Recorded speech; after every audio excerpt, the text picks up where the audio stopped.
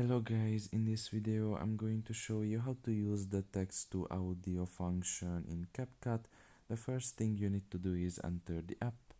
Once you are done with that and you are in the home page, you can just press on a project here. And after that, you can just press on text. And here you can just press on text to audio. And you can just press on continue. And now you can just enter here a text and press on done afterwards. Now you can just press on next and it's going to be done now. And if you want to save your project, you can just simply leave the page and the project is going to be saved. So that's pretty much it really. I hope this video was helpful to you. Thank you for listening and see you next time.